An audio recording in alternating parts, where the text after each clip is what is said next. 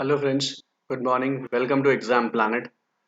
तो आज है 2 जून और हम 2 जून की बैंकिंग अवेयरनेस के बारे में बात करने वाले हैं, राइट। तो पहले मैं कल की बात कर लूँ। कल मैंने जब 1 जून का वीडियो डाला तो बहुत अच्छा रिस्पांस मिला मुझे आप लोगों का। थैंक यू सो मच आपके रिस्पांस के लिए। ठीक है, आई होप सो आपका रिस्पांस ऐसा ही बना रहे।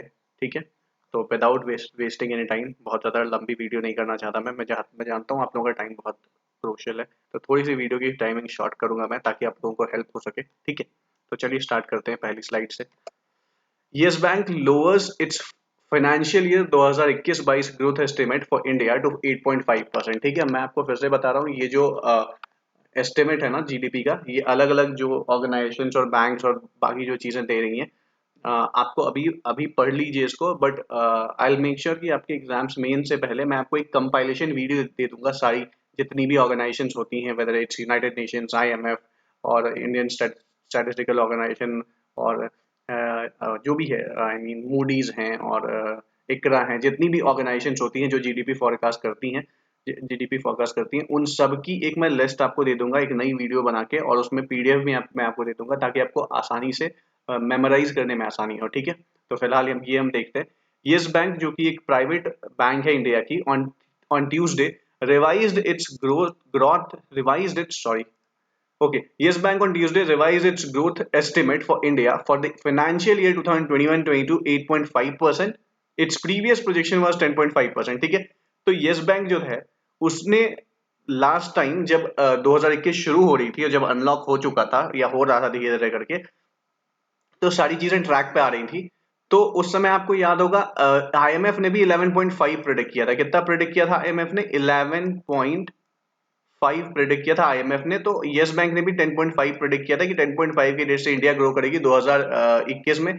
बट अनफॉर्चुनेटली जो सेकेंड वेव आई उसने स्टक किया और सारे मार्केट्स और वापस शट डाउन करना पड़ गया। उसकी वजह से थोड़ी सी प्रॉब्लम आई है, तो उन्होंने क्या किया है कि ग्रोथ फॉरकास्ट जो है उसको घटा के 8.5% कर दिया गया। हालांकि ये और घटाएंगे वापस। ठीक है, because 8.5% is not practically possible कि इंडिया ग्रो कर पाए। इट्स ऑल अबाउट 6 महीने हो चुके हैं, ये छठा महीना स्टार्ट हो गया और लॉकडाउन अभी लगा हुआ है। ठीक है, हाँ, हालांकि लोग ये बोल रहे हैं कि थर्ड और फोर्थ क्वार्टर में समहाउ ग्रो कर जाएगी, right. But that all depend on the third wave कि थर्ड वेव इंडिया में आता है या नहीं आता है, या somehow will able to manage it. ठीक है, वो उस पर डिपेंड करेगा। While all indications pointed to stable recovery process before the second wave, सबने यही बोला था कि स्टेबल रिकवरी प्रोसेस होगा सेकेंड वेव से पहले। This is now likely to be pushed back to an extent. वही बोला जा रहा है, अब लगता है ऐसा कि इकोनॉमी का जो ग्रोथ रेट है वो पीछे जाएगा। बिकॉज जो आपकी इकोनॉमी होती है वो किससे चलती है? आपके मार्केट से। जब मार्केट ही क्लोज है तो इकोनॉमी कैसे ग्रो करेगी? For financial year 2022 we expect real GDP growth at rupees 8.5%। For financial year 2022 के लिए इन्होंने बोला है कि हम उम्मीद कर रहे हैं कि 8.5% ग्रोथ रेट रहेगी। ये देखिए, ये किसके लिए? 2021-22 के लिए, right. Weaker than our previous estimate of 10.5%, said the report titled India GDP Marathon Effort Ahead, prepared by the Yes Bank's Economist Department। Yes Bank Economist Department जिसका जो रिपोर्ट है, वो रिपोर्ट का नाम है GDP marathon effort ahead. GDP marathon effort ahead, ये बनाया किसके द्वारा गया है? Prepared by the yes bank economist department, उन्होंने ऐसा बोला है। It noted that the implementation of lockdown-like restriction due to the second wave is likely to create a break in the normalization process in the growth that had started as the economy was unlocked after tapering off of the first round of the infections। यही इन्होंने बोला है साफ साफ कि जो implementation हुई थी लॉकडाउन की पहली वेव में, जब फर्स्ट कोरोना वायरस आया था 2019 में, मतलब इंडिया में 20 में उसका इफेक्ट दिखा था। ठीक है, तो उसके बाद से जब अनलॉक शुरू हुआ था और जब प्रोसेस धीरे धीरे नॉर्मलसी की तरफ बढ़ रही थी, तो ये उम्मीद की जा रही थी कि ग्रोथ बहुत अच्छा होगा। बट जैसे ही सेकेंड वेव ने स्टक किया तो इकोनॉमी वापस से लॉक हो गई, जिसकी वजह से ये ग्रोथ रेट में कमी आई है। ठीक है, और स्पेशली जो हुई है, जैसे ही लॉकडाउन होता है तो मोबिलिटी जो होती है ना, गुड्स की मोबिलिटी हो, लोगों की मोबिलिटी हो, एक स्टेट से दूसरे स्टेट जाना, एक कंट्री से दूसरे कंट्री जाना, वो रिस्ट्रिक्ट हो जाती है और उसकी रिस्ट्रिक्शन की वजह से बहुत सारा इम्पैक्ट पड़ता है हमारी मार्केट पे। तो उसकी वजह से जो है ये जो ग्रोथ फोरकास्ट जो है उसको कम किया गया है, बिकॉज ग्रोथ हो नहीं रही है एक्चुअली में, राइट। ठीक है, हालांकि कुछ कंपनीज हैं, आपको पता होगा, बहुत सारे लोग हैं, आपको पता है एक डेटा ये बोलता है कि इस पूरे लॉकडाउन के टाइम पे इंडिया में 107 बिलियनर बन गए हैं। पता है आपको? 107 नए बिलियनर बन गए हैं, 107 नए अरबपति इंडिया में बन गए हैं। पर सोचो उन्होंने क्या बिजनेस किया होगा, कैसे बिजनेस किया होगा। Let's not waste our time on that, let's move to the next slide. RBI announced FPI's investment limit in government securities SDLs SDLs for 2022 at 6% and 2%। ये V मिसप्रिंट हो गया है, इसको भूल जाइए, ठीक है, ये मिसप्रिंट है V, ठीक है। तो आरबीआई ने अनाउंस किया है कि जो एफपीआई होता है, एफपीआई क्या होता है, फॉरेन पोर्टफोलियो इन्वेस्टर्स जो होते हैं, उसकी जो इन्वेस्टमेंट लिमिट है, किसमें, जो फॉरेन पोर्टफोलियो इन्वेस्टर्स होते हैं, उनकी जो इन्वेस्टमेंट लिमिट है गवर्नमेंट सिक्योरिटीज में, ठीक है, और स्टेट डेवलपमेंट लोन्स में, दैट इज एसडीएल्स में, फॉर 2022 जो है उसको 6% और 2% मेंटेन किया गया है। ये 6% पहले भी थी गवर्नमेंट सिक्योरिटीज में और 2% एसडीएल्स में थी, उसी को मेंटेन कर लिया गया है, कोई चेंजेस नहीं किए गए हैं, ठीक है। On Monday set the limits for foreign portfolio investors investment during the current fiscal year. Government securities and state department loans will remain unchanged, यही मैंने आपको बताया, at 6% and at 2% respectively of outstanding stocks of securities for 2021-22। तो 2021-22 में जो एफपीआईज थी, जो foreign portfolio investors थे, जो इंडिया की गवर्नमेंट सिक्योरिटीज में इन्वेस्ट करते थे और जो स्टेट डेवलपमेंट लोन्स में इन्वेस्ट करते थे, स्टेट को जो लोन मिलती थी उसमें जो हिस्सेदारी थी, पहले 6% फिक्स थी भाई साहब गवर्नमेंट सिक्योरिटीज में, ठीक है, और 2% फिक्स थी एसडीएल्स में, उसको कोई चेंज नहीं किया गया, उसमें कोई चेंजेस नहीं किए गए, वो एज इट इज रखा गया है, ठीक है, for the year 2021 and 22। In a circular issued by RBI said the allocation of incremental changes in the government securities limit over the two subcategories, that is general and long term, will be retained at 50-50 for financial year 21-22। ठीक है, उन्होंने साफ कर दिया है, RBI की एक circular आई है उसमें उन्होंने साफ कर दिया है कि जो गवर्नमेंट सिक्योरिटीज की जो लिमिट है इन एब्सोल्यूट टर्म्स में ओवर द टू सब कैटेगरीज, दो सब कैटेगरीज में, जनरल और लॉन्ग टर्म, जो है जनरल के टर्म्स में जो होती है और लॉन्ग टर्म में जो होती है, उसमें जो है इसको 50-50 के रेशियो में रखा गया है फॉर द ईयर 2021-22, ठीक है। The entire increase in limit of SDLs in absolute terms has been added to the general subcategory of SDLs, said the circular on investment by foreign portfolio investors in government securities medium term। Okay, समझिए इसको क्या बोला गया है, जो पूरा का पूरा the entire increase in the limits of SDLs, SDLs की जो पूरी की पूरी जो लिमिट है उसमें जो बढ़ोतरी की गई है, the entire increase in the SDLs limit in absolute terms में, मैं ओवरऑल नहीं बात कर रहा हूं, एब्सोल्यूट टर्म्स में बात कर रहा हूं, ग्रॉस टर्म्स में बात नहीं कर रहा हूं, यहाँ पे मैं एब्सोल्यूट टर्म्स में, has been added to the general sub category of SDLs. इसको जो है जनरल सब कैटेगरी में ऐड कर दिया गया है ऑफ एसडीएल्स, तो इसका मतलब ये है कि इसमें भी रेशियो 50-50 मेंटेन करनी पड़ेगी। Set this circular on investment by foreign portfolio investors, foreign portfolio investors अगर इसमें इन्वेस्ट करते हैं तो उसके लिए, ठीक है, और या फिर गवर्नमेंट सिक्योरिटीज में इन्वेस्ट करते हैं तो मीडियम टर्म फ्रेमवर्क के तौर पे, तो इसमें भी रेशियो 50-50 ही रख दी गई है। The FPI limit in government securities general, government securities long term, SDL general, SDL long term and corporate bonds was rupees 9,54,280 crore as on March 31, 2021। आपको एक डेटा दे दिया गया है कि जो एफपीआई लिमिट है गवर्नमेंट सिक्योरिटीज जनरल में, गवर्नमेंट सिक्योरिटीज लॉन्ग टर्म में, एसडीएल जनरल में और एसडीएल लॉन्ग टर्म में और कॉर्पोरेट बॉन्ड्स में, वो कितनी रही, वो रही लगभग 9,54,280 करोड़ मार्च 31, 2021 तक, ठीक है, मतलब ये 20-21 का डेटा है। अब 21-22 का डेटा होगा वो 1 अप्रैल 2021 से मार्च 31, 2022 तक होगा, ठीक है। तो चलो, आई होप आपको ये समझ में आया होगा। Let's move to the next slide.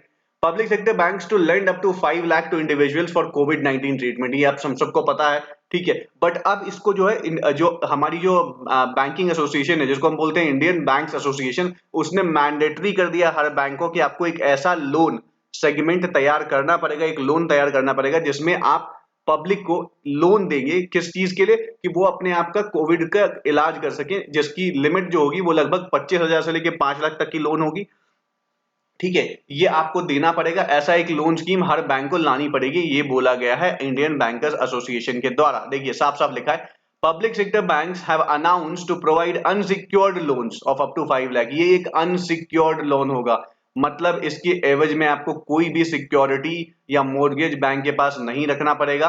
5 lakh तक का लोन मिलेगा इंडिविजुअल्स को to meet their family members कोविड-19 ट्रीटमेंट कॉस्ट।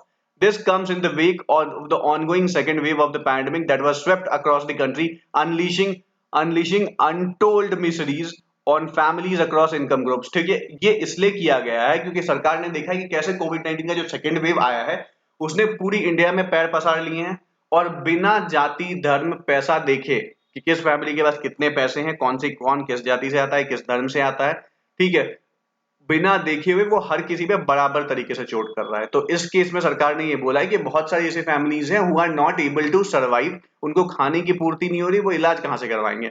तो इन सब चीजों को देखते हुए सरकार ने बोला है कि सारे बैंक्स जो हैं उनको अपने यहाँ एक लोन लाना पड़ेगा, जिसके थ्रू आप अनसिक्योर्ड लोन होगा ये, मतलब आपको इसके बदले जो भी बंदा या बंदी लोन लेने जाएंगे, ठीक है, वो इसके बदले कोई भी मॉर्गेज नहीं रखेंगे और उनको 25,000 से लेकर 5 लाख तक के बीच का कोविड 19 के ट्रीटमेंट के लिए लोन मिल जाएगा, ठीक है, depending on their demand, right.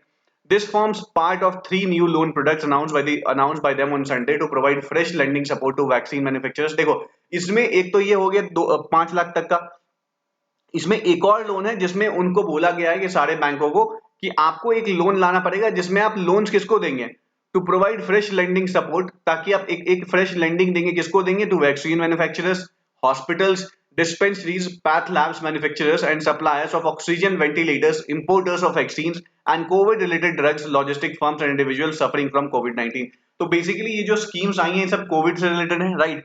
तो ऐसे लोग जो कोविड की ट्रीटमेंट में जो भी चीजें इस्तेमाल होती हैं, whether it's ventilators, whether it's concentrators, whether it's path labs और डिस्पेंसरीज हो गई, हॉस्पिटल्स हो गई, कोविड 19 किट के मैन्युफैक्चरर्स हो गए, दवाइयों के मैन्युफैक्चरर्स हो गए, उन सबको अगर लोन की जरूरत है तो आपको एक लोन उनको प्रोवाइड करना पड़ेगा, ठीक है। ये इसमें एक स्कीम बोली गई और कितना लोन इसमें प्रोवाइड करना पड़ेगा ये मैंने कल की वीडियो में बताया था, तो जाके चेक कर लीजिएगा वहां पे एक बार, ठीक है। और ये सवाल है आज का, आप बताइएगा कि कितने लोन की प्रोविजन थी, मैं तो तुरंत बता दूंगा भाई, सम करोड़ रुपीस थी। अब मैं आपको पूछ रहा हूँ, वो बताइए सिंगल डिजिट में थी, डबल डिजिट में थी, ठीक है। चलिए आगे।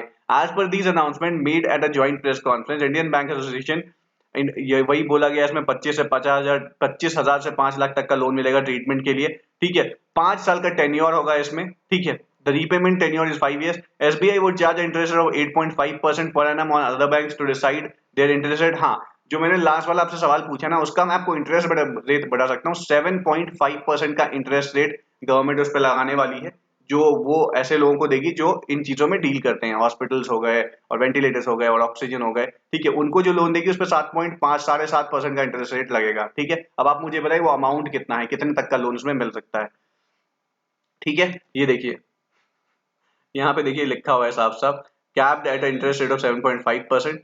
ये देखिए ये जवाब भी मैंने आपको यही दे दिया। 2 करोड़ तक का लोन मिल सकता है, 7.5% का इंटरेस्ट रेट होगा और 100% guarantee cover of national Credit guarantee trust company. और इस लोन को जो है बैंकों को डरने की जरूरत इसलिए भी नहीं है क्योंकि ये लोन 100% गारंटी कवर्ड होगा by National Credit Guarantee Trustee Company Limited, ठीक है। आई होप आपको समझ में आओगी। Let's move to the next slide. India's GDP contracts 7.3% in financial year 21, grows at a 1.6% in quarter 4 NSO। National Statistical Office का एक data आया है जो कि Ministry of Statistics and Programme Implementation के अंतर्गत आता है। इसमें यह बोला गया है कि जीडीपी ग्रोथ जो है वो क्वार्टर 4 में 1.6% रहने वाली है, ठीक है। ये पॉजिटिव में है, याद रहे आपको, with a contraction of 7.3% for financial year 2021। जबकि उसमें अगर हम कंपैरिजन बात करें जो हमने किया था तो लगभग 7.5%, 7.3% का कॉन्ट्रैक्शन आएगा उसमें, ठीक है। 1.76% की ग्रोथ होगी क्वार्टर 4 में। क्वार्टर 4 कौन सी होगी भाई साहब, that is January February and March 2022, that is the fourth quarter of 21-22 financial year.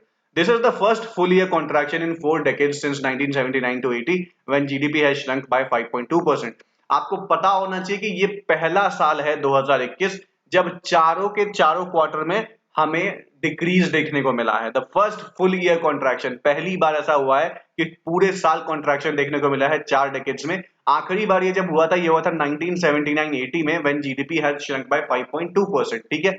In financial year 21, India's GVA in economy reduced by 6.2%। India की जो GVA है, ग्रॉस वैल्यू एडेड जिसको हम बोलते हैं, in economy reduce by 6.2% compare to 4.1% rise in financial year 20, ठीक है। 4.1% के रेट से ये राइज की थी 2020 में भी जब कोविड का फर्स्ट वेव आया था, बट इस साल तो ये 6.2 के रेट से गिर गई है। In quarter 4 recorded a growth of 3.7% compare to 1% in quarter 3। Okay, देखिए क्वार्टर 4 में बोला गया है कि 3.7% की बढ़ोतरी आएगी, हो सकता है, ये अजम्पशन है बेसिकली अभी, compare to 1% in quarter 3। Quarter 3 में 1% आएगा। अभी क्वार्टर 3 में हम पहुंचे नहीं है, याद रखिए आप। क्वार्टर 3 कौन सा होता है, that is October November and December. हम अभी किस में चल रहे हैं, पहला क्वार्टर होता है अप्रैल मई एंड जून। अभी हम जून में चल रहे हैं, राइट, जून। अभी हम फर्स्ट क्वार्टर में हैं, सेकंड क्वार्टर में भी नहीं पहुंचे। Second quarter is July, August and September. GVA contracted by 22.4% and 7.3% in quarter one and quarter two financial year. पहले में 22.4% का कॉन्ट्रैक्शन आया था और दूसरे क्वार्टर में 7.3 का कॉन्ट्रैक्शन आएगा। ठीक है, चलिए let's move to the next slide. Second COVID-19 wave, OECD cuts India's growth forecast to 9.9% for financial year 22। देखिए, मुझे पता है बहुत सारे मैंने आपको इसमें प्रेडिक्शन बता दिए हैं, ठीक है, ग्रोथ के, बट डोंट वरी, घबराइए मत। मैं आपको सारी की कंपाइलेशन एक वीडियो में दे दूंगा, पीडीएफ भी दे दूंगा, आपको घबराने की जरूरत नहीं है। बस यहाँ पे एक बार देख लीजिए ताकि आपको पता हो कि आखिर में हुआ क्या था। ठीक है, आपको एक बैक ऑफ द माइंड में आपके थॉट प्रोसेस जब आप पढ़ोगे तो आपको पता चलेगा कि हाँ भाई है चीजें। ठीक है, the Organization of Economic Cooperation and Development cut its growth projection for India, growth projection for India for financial year 22 at 9.9% from 12.6% estimated in March, as the second wave of the coronavirus infection has paused economic recovery in Asia's third largest economy। ठीक है, क्या बोला गया? The Organisation for Economic Cooperation और development जो है उसने क्या किया, इंडिया की ग्रोथ प्रोजेक्शन को जो है वो कट करके 9.9% पे कर दिया है फ्रॉम 12.6%। पहले उसने 12.6% का प्रोजेक्शन किया था कि इंडिया ग्रो करेगी 2022 में, बट अब 21-22 का मतलब यहाँ पे 21-22 है, पर अब उसको हटा के 9.9% कर दिया गया है in March, as the second wave of corona virus infection has paused economic recovery in Asia's third largest economy. ठीक है, OECD said while India is projected to be the fastest growing G20 economy in 2021, it will also be the one which is the farthest away from the its pre-crisis GDP trend। ठीक है, वो बोला कि भले ही हम ये मान के चल रहे हैं कि इंडिया जो है वो सबसे फास्टेस्ट ग्रोइंग नेशन बन जाएगी G20 इकोनॉमी में, पर आपको ये भी जानना पड़ेगा कि जो हमारी जीडीपी जो ये कोविड से पहले की स्थिति थी ना, उससे हम बहुत पीछे रह गए हैं, right. Farthest away away from the pre crisis GDP trend, उससे हम बहुत पीछे रह जाएंगे, वहां तक हमें पहुंचने में बहुत वक्त लग जाएगा। ठीक है, ये 1-2 साल आप इंडिया को बहुत पीछे धकेल देंगे, 5 से 7 साल पीछे। ठीक है, prospects for the world economy have brightened, but the recovery is likely to remain uneven and crucially dependent on the effectiveness of public health measures and policy support, according to the OECD's latest economic outlook। साफ साफ बोला गया है OECD के latest economic outlook में कि दुनिया के लिए जो प्रोस्पेक्ट्स है वर्ल्ड इकोनॉमी हैव ब्राइटेंड, भले अच्छा हो गया है, but the recovery is likely to remain uneven. But जो रिकवरी होगी वो इवन नहीं होगी, मतलब एक साथ बढ़ती भी नहीं दिखेगी आपको, अनइवन होगी, कभी बढ़ेगी कभी घटेगी। And crucially dependent on the effectiveness of public health, और ये पूरी की पूरी डिपेंड करेगी लोगों की हेल्थ कैसी है, राइट, उसके ऊपर। अगर हेल्दी लोग होंगे तो काम अच्छा होगा और ग्रोथ अच्छी होगी। Public health measures and policy support, public health measures कैसे होने वाले हैं और पब्लिक सपोर्ट कैसा है, according to the OECD's latest economic outlook. साफ साफ बोल दिया गया है कि भले ही हमें लग रहा है कि इकोनॉमी जो गिरी है या थमी है, जब उठेगी तो बहुत तेजी से उठ जाएगी, that is perfectly all right, but that will totally depend upon the medical public health situation, public health measures which will be taken by the government only। अगर गवर्नमेंट अच्छा मेजर लेती है, अच्छा काम करती है और लोगों को सेफ फील होता है, तो ये इकोनॉमी की ग्रोथ और फास्ट हो जाएगी, अदरवाइज ये हैम्पर करने वाली है अगले कुछ सालों तक, not even to India but the entire world। In many advanced economies, more and more people are being vaccinated। Government stimulus is helping to boost demand and business are adapting better to the restriction to stop the spread of virus। Government अपनी तरफ से पूरी कोशिश कर रही है कि कैसे भी हम अपनी मेजॉरिटी ऑफ द पीपल को वैक्सीनेट कर पाए और बिजनेसेस को ट्रैक पे ला पाए। ठीक है, और जो स्प्रेड है वायरस का उसको किसी तरीके से हम कॉन्ट्रैक्ट कर पाए, तो हमारी इकोनॉमी और हमारा देश आगे बढ़ पाएगा। दिस इज व्हाट दी ओईसीडीज का जो लेटेस्ट इकोनॉमिक आउटलुक है उसमें ऐसा बताया गया है। तो आई होप आपको आज की वीडियो पसंद आई होगी। ठीक है, तो आज के लिए वीडियो में उतना ही। आई होप चैनल को सब्सक्राइब कर रहे होंगे। प्लीज देखिए वीडियो, बहुत अच्छी वीडियो है, बहुत डिटेल में समझाया गया है और इतनी ही डिटेल में आपसे सवाल एग्जाम में पूछे जाएंगे। ठीक है, 20 मिनट का वीडियो है, बहुत टाइम नहीं लगता है। आप 1.5 पे देखिएगा, ये 15 मिनट में वीडियो खत्म हो जाएगी। 2 के स्पीड में देखिएगा, 10 मिनट में वीडियो खत्म हो जाएगी। ठीक है, स्पीड बढ़ाइए, वीडियो अच्छे से देखिए। एक बार में समझ नहीं आता है, 2-3 बार देखिए। ठीक है, मैं जब पढ़ता था, मैं आपको बता रहा हूँ मैं कैसे पढ़ता था। मैंने एक खबर पढ़ी, मान लो ये वाली, मुझे एक बार समझ नहीं आई, मैंने पूरी खबर एक बार पढ़ी। ठीक है, उसके बाद सेकंड खबर पे नहीं जाता था, मैं वापस लौटता था पहली खबर पे, मैं इसको दोबारा देखता था। तो 2 बार में 3 बार में आपको समझ में आ जाएगी। फिर जो वीडियो 20 आपको 20 मिनट की वीडियो बड़ी लग रही है, मैं इसी 20 मिनट की वीडियो को मैं टोटल 50-60 मिनट देके एक एक को अच्छे से समझता था, ताकि जब मैं शाम में दोबारा रिवाइज करता था तो मुझे वापस से इस वीडियो को देखने में 5 मिनट लगते थे। ठीक है, एक बार तो मेहनत करनी पड़ेगी, आई होप। ठीक है, चलिए, ठीक है, thank you so much, bye bye, आज के लिए इतना ही, कल मिलते हैं। प्लीज सब्सक्राइब करो चैनल को। आप लोग वीडियो देख के चले जाते हो बिना सब्सक्राइब किए, बहुत दुख होता है, ठीक है? तो प्लीज सब्सक्राइब करके जाया कीजिए और लाइक कर दिया करो यार। इतने इतने व्यूज आ रहे हैं, मतलब आई मीन मेरे लिए तो व्यूज बढ़ गए हैं, अप्रॉक्स 70-80 व्यूज एक वीडियो पे आ रहे हैं, ठीक है? और अब लाइक 5-6 दिख रहे हैं मुझे, तो लाइक तो कर दिया करो एटलीस्ट। चलो बाय बाय, टेक केयर, कल मिलते हैं आपसे एक नई वीडियो के साथ।